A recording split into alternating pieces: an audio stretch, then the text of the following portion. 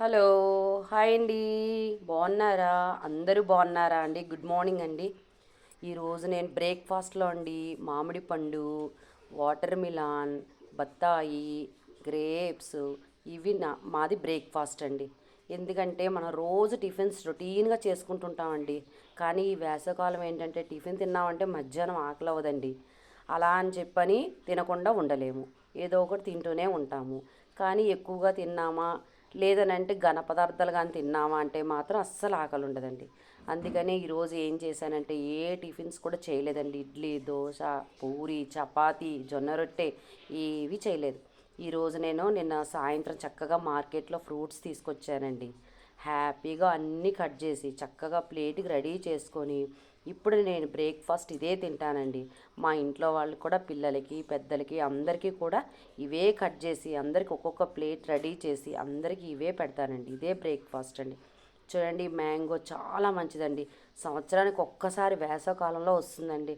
Mango తినటం వల్ల మనకి చాలా ఆరోగ్యం అండి. అలాగే అండి, పుచ్చకాయ అండి. పుచ్చకాయ కూడా అండి తినటం వల్ల ఎంత ఆరోగ్యం అంటే మనకి బాడీలో వాటర్ కంటెంట్ ఎక్కువ ఉండాలి కాబట్టి పుచ్చకాయ అనేది వేసవకాలంలో ఎక్కువగా తీసుకున్నట్లయితే మనకి వాటర్ కంటెంట్ లేదు, ఇంకా సరిపోదు, మరి డిహైడ్రేషన్లోకి ఏమైనా వెళ్తుందా అనే ఆలోచన రాకుండా కూడా మనకు చక్కగా వాటర్ కంటెంట్ అనేది చాలా చక్కగా ఇస్తుందండి. అందువల్ల మనము ఈ పుచ్చకాయ అనేది మనం చక్కగా తీసుకోవాలండి. అలాగే బత్తాయి అంటారా?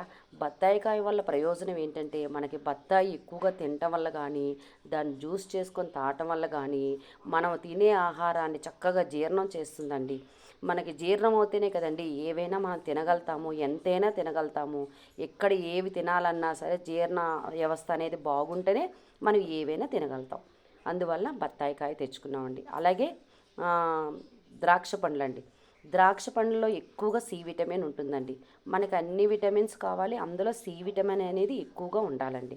అందువల్ల ఏంటంటే నేను ఈరోజు ఫ్రూట్స్ ఇలా తెచ్చుకొని అప్పుడప్పుడు వారానికి రోజు కాకపోయినా అండి వారానికి మనం 2-3 రోజులు కానీ తిన్నట్లయితే ఈ ఈ ఎండాకాలంలో ఎండ తీవ్రతను మనం తట్టుకోగలుగుతాము. మన బాడీ కూడా అండి డిహైడ్రేషన్ అవ్వకుండా చక్కగా ఆరోగ్యంగా ఉంటామండి. మనకి ఇలా ఉంది ఏంటో యూరిన్ సరిగ్గా రావట్లేదు, మరి మనకి చాలా వేడి ఎక్కువైపోతుందని ఆలోచన రాకుండా హ్యాపీగా ఉంటుందండి. అందువల్ల మనం ఫ్రూట్స్ వారానికి 3 రోజులు తీసుకున్నట్లయితే చాలా ఆరోగ్యం అండి. అలాగే ఇడ్లీలు దోశలు అన్నీ తినచ్చండి. ఎన్ని ఉన్నాయో అన్ని టిఫిన్స్ ఎవరెవరికి ఏవి నచ్చినట్లయితే అన్నీ తినచ్చు. కానీ ఫ్రూట్స్ తీసుకోండి, ఫ్రూట్స్ జ్యూస్ తీసుకోండి. అలాగే మంచిగాను మనము డ్రై ఫ్రూట్స్, డ్రై నట్స్ అవి కూడా అప్పుడప్పుడు తీసుకుంటూ ఉండాలండి. వేడి చేస్తాయని అనుకుంటాము, కానీ ఉదయం రోజు ఎర్లీ మార్నింగ్ కొన్ని తీసుకున్నట్టయితే అవి కూడా చాలా ఆరోగ్యం అండి.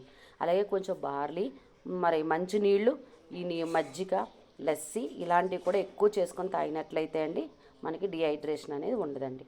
అలాగే ఫ్రూట్స్ తినటం వల్ల ఎంత లాభము, దేనివల్ల ఏ లాభము, మనకి ఎన్ని ప్రోటీన్స్ విటమిన్స్ వస్తాయి అనేది కూడా నేను మీకు చెప్పాను కాబట్టి మీరు తెచ్చుకోండి. వేసవకాలంలో మనం కూరగాయలు ఎంత అతి ముఖ్యమో అలాగే చికెన్ మటన్ అనేవి నాన్ వెజ్ తెచ్చుకోవడానికి కూడా ఎంత ఇష్టపడి ఎంత ఇష్టంగా తింటామో అలాగే ఫ్రూట్స్ కూడా అంతే ఇష్టము.